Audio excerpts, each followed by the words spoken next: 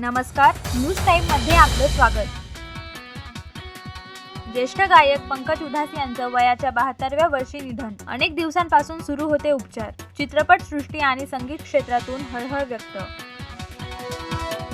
मराठा आरक्षणावरून तापलं वातावरण. आंदोलकांनी बस पेटवल्यानंतर अंबड तालुक्यात संचारबंदी लागू. संभाजीनगर, जालना आणि बीड येथील इंटरनेटसह बस सेवा बंद. अर्थसंकल्पीय अधिवेशनाच्या पहिल्या दिवशी विरोधक आक्रमक. विधान भवनाच्या पायऱ्यांवर आंदोलन. फसवे सरकार, खोके सरकारच्या दिल्या घोषणा. मराठा आरक्षण आंदोलनकर्ते मनोज जरांगे यांचा उपमुख्यमंत्री देवेंद्र फडणवीस यांच्यावर गंभीर आरोप. म्हणाले, सलाईनमधून विष देण्याचा प्रयत्न करण्यात आला.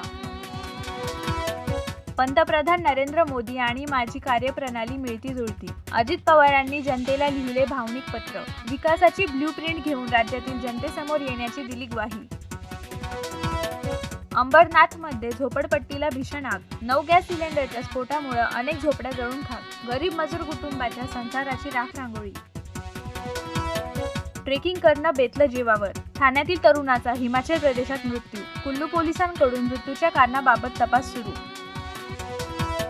भाजपाच्या आयटी सेलशी संबंधित कथित व्हिडिओ रिट्वीट करून केली चूक. दिल्लीचे मुख्यमंत्री अरविंद केजरीवाल यांची सर्वोच्च न्यायालयात कबुली. ज्ञानवापी प्रकरणात व्यास तळघरातील पूजा सुरूच राहणार. अलाहाबाद उच्च न्यायालयानं पूजेविरोधातील दोन्ही याचिका फेटाळल्या. भारतानं रांचीत चौथा क्रिकेट कसोटी सामना जिंकून मालिकाही जिंकली. बॅट्सबॉलच्या युगात इंग्लंडचा मालिकेत पहिलाच पराभव.